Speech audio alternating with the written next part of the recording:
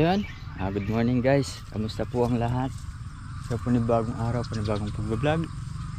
So bali, dito na tayo sa bukid ngayon. At tanong natin si Kuya kung nakapag-spray na siya ng palaya ay patola para makapag-spray tayo. So bali nakapag na siya nakapag-spray na siya ng palaya. Hitasin na naman sa makalawa to. Kahapon nung mag-harvest sila mga sangga.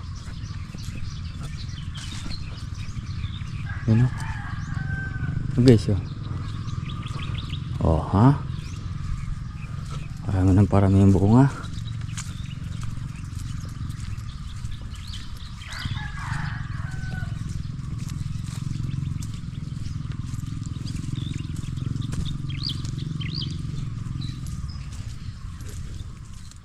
So ayan mga sangga, sabi ni Kuya Black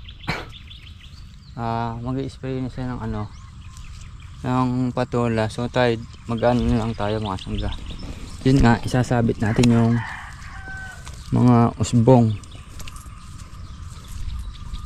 Ganito mga sangga yun.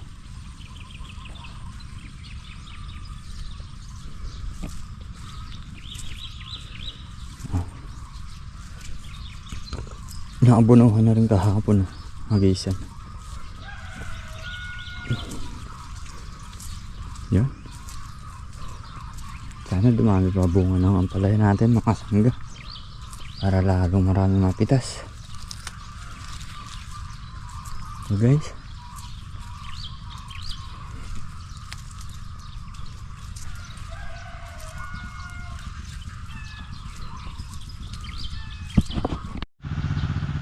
mga kasangga, bali magdadamo muna tayo sa mga ampalaya sa ilalim. So syempre kasama na rin yung pag-i-scatter nun, yung mga talagang malapit sa leteng mga kasangga, diba?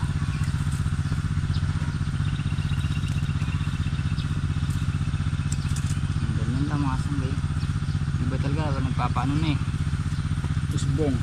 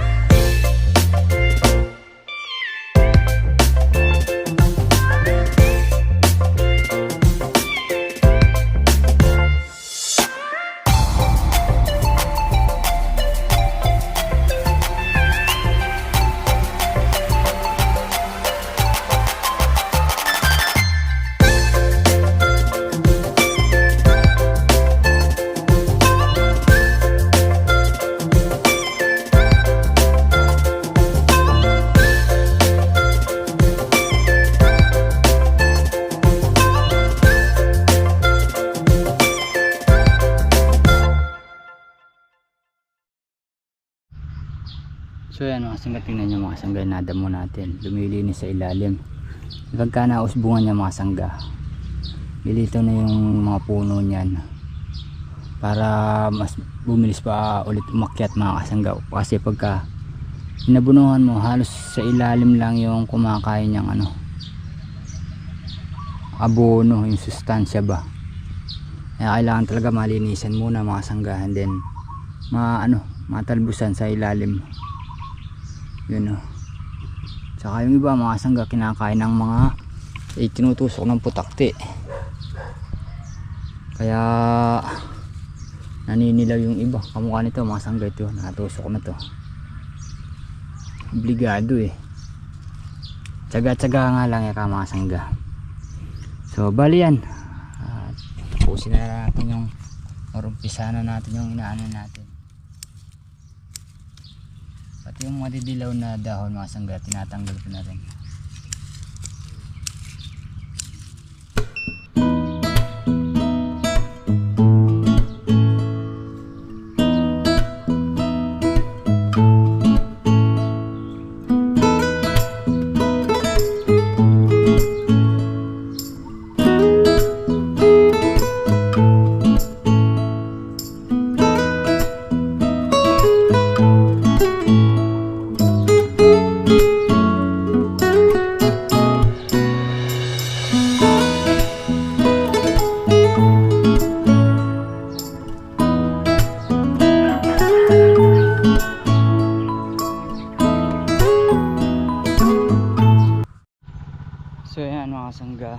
Start na ulit tayo sa pagdadamo ng mga ampalaya.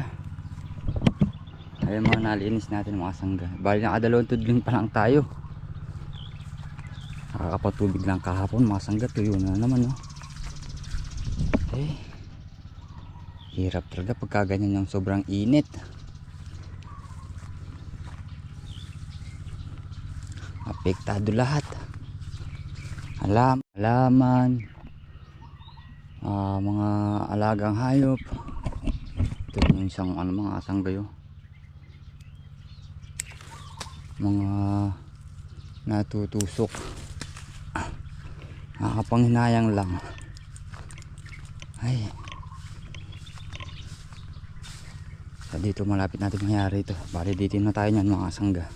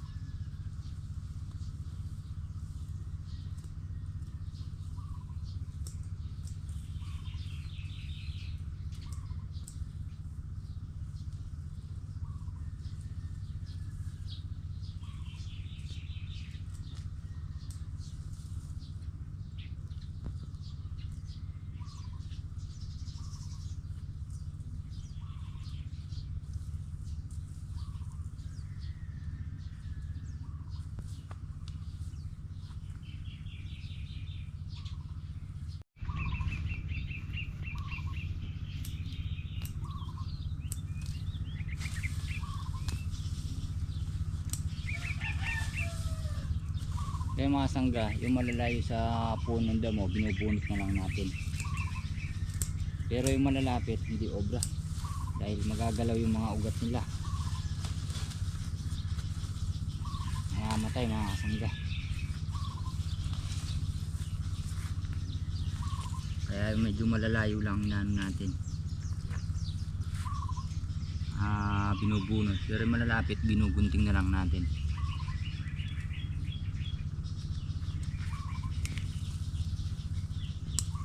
Kasi nakakapanghinayang lalo na pagka may bunga na tapos din to namamatay.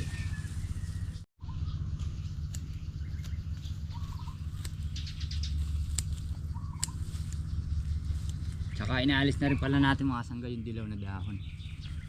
Ang ganito yun.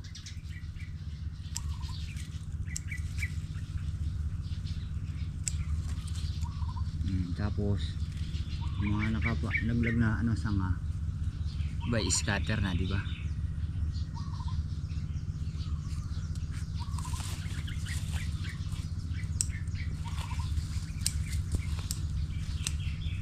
Sobrang init mga sangga, di ka makapagtrabaho pagka alauna hanggang alas 2.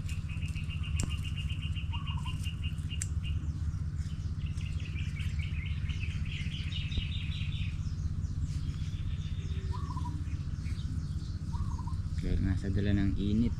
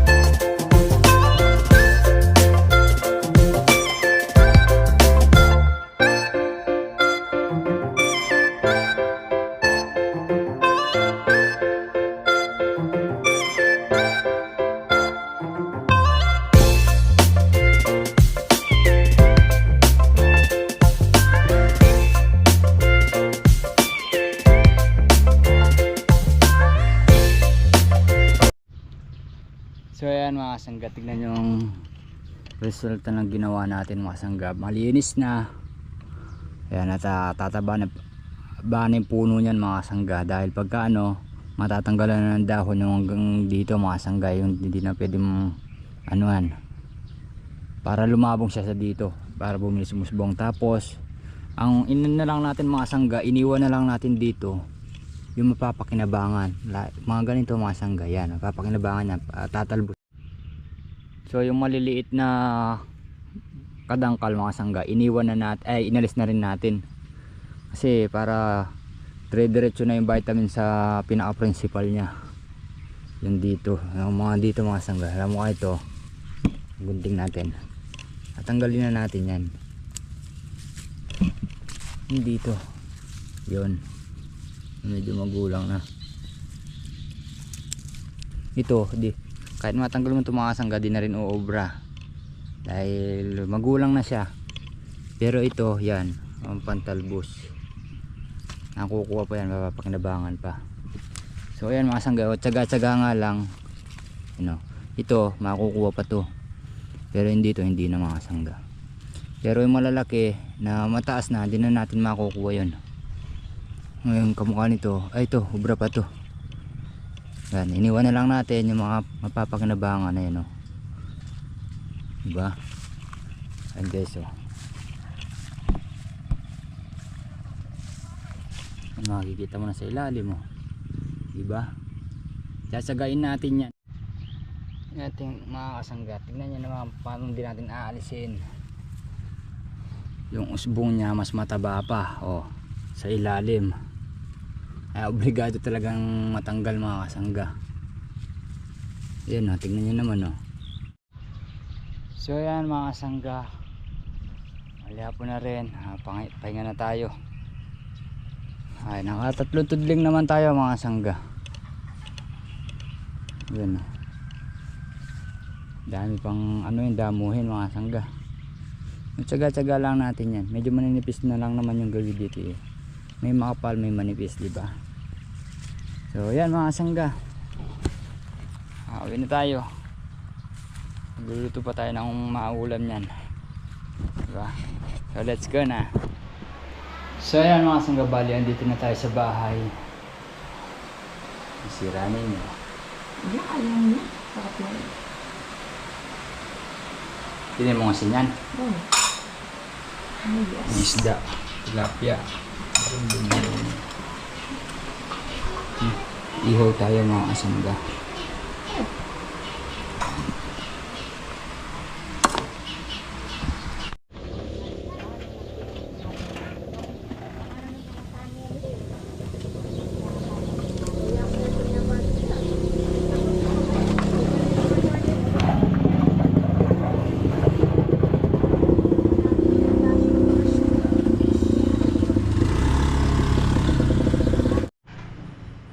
Sangga, nakaluto na tayo ng tilapia.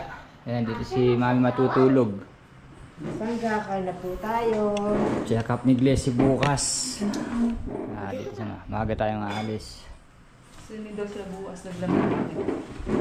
Excited Rap! lang yan. Gusto na matulog. Kain na na. Huli ka na. Na pa. Excited ako mag-swimming. Gusto ko na matulog agad. Tulog ka na. Tulog ka na. Kain mo na. Ayaw mo na. Ano mas excited ka? Kamahal kay Mario, sabi ko na sa'yo, mag-ano ka na lang, sa ano na lang sa Martes. Inaantok ka na naman. Pagigising na pa niyan. Tinan yung pawis niya, hindi kayo naglalakad pa ngayon. Ay, Aircon mo lang nga. Sisindi mo na yan.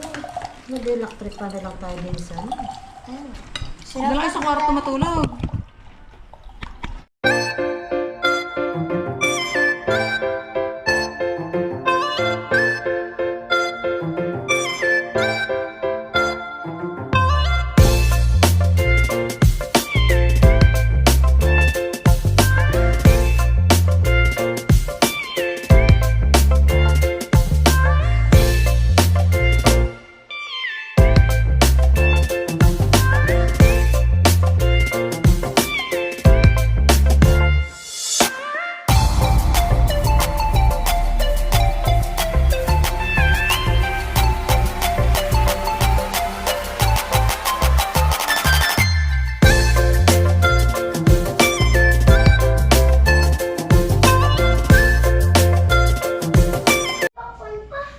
So yan mga sanggabal, tapos na tayo kumain at nakaligo na rin tayo. Kamusta po kayo? So yan mga sanggabali, bukas. Mga bata nanonood daw po sa mga TV. Bukas mag-spray tayo ng palay sa sapang putol pang damo. So yan, medyo maaga tayo matutulog yan mga sangga dahil bukas trabaho na naman. So yan, hanggang dito lang po muna ang ating simpleng video mga sangga. At sana po nagustuhan nyo. Uli po, God bless.